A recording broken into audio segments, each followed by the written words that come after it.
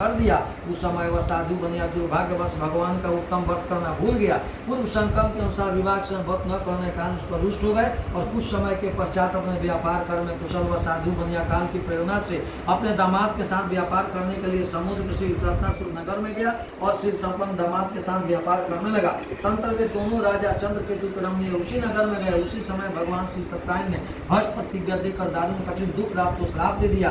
एक दिन चोर राजा चंद्रकेतु को धन को चुराकर वहीं आए जहाँ दोनों बनिया ठहरे हुए थे। वो अपने पीछे दौड़ते हुए दूतों को देखकर भयभीत चित्त से धन वहीं छोड़कर छिप गया। दूत में आ गया जहाँ साधु बनिया था।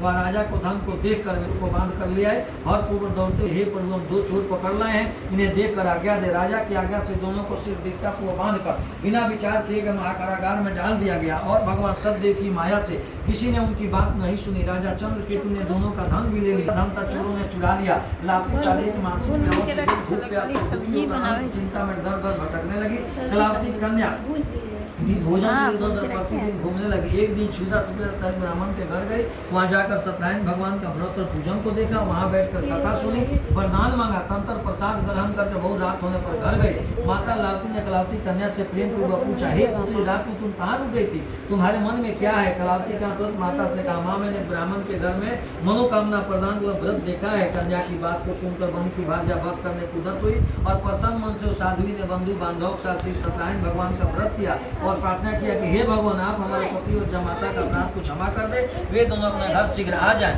इस व्रत के प्रभाव से संतुष्ट हो गए। उसको स्वप्न दिखाई दिया। स्वप्न में कहा, हे जिससे प्रातः का दोनों बनी पुत्र को छोड़ दो और सारा धन दे दो जो तूने लिया इन राजधन पुत्र का सर्वनाश कर दूंगा। राजा से स्वप्न में ऐसा कहकर भगवान सत्यनारायण वहीं पर ध्यान हो गए। इसका अंत प्रातः का राजा ने सभा में बैठकर अपना सब लोगों को बताया और कहा कि दोनों बनी पुत्र को मुक्त कर दो। राजा की इसी बात सुनकर राजमहापुरुष दोनों महाजनों को बंधन से मुक्त करके राजा के सामने लाकर विनय पूर्वक बोले, हे महाराज मेरी बंधन से मुक्त करके दोनों बलि पुत्र को लाए गए। इसके बाद दोनों महाजन बलि चंद्रकेतु को प्रणाम करते पितान का स्मरण करके भयभीत हो गए और कुछ नहीं बोल सके। राजा ने बलि पुत्र को देखा आदर पूर्वक कहा, आप लोगों की तरफ से महान दुख हुआ, इस समय कोई भय नहीं है। ऐसा कहकर उनकी बेनिया खोला कर छोर आदि कराया। राजा ने वस्त्र अलंकार देकर दोनों बलि पुत्र को संतुष्ट किया। सामने बुलाकर बांध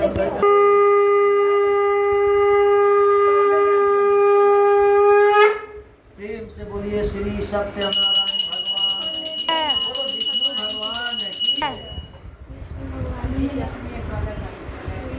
कहाँ बाल हाँ ये उगान के छीन के छोटी कटोरे कढ़ैया में फ्राई हुए देखिए सर तेल में बना के देना चाहिए। चतुर्थाय परमसत्य भाषण भगवान के प्रसाद का भेलना का प्रणाम सूत हुआ। असूत जी बोले, साधु बनिया मंगलाचरण करके ब्राह्मण को धन देकर नगर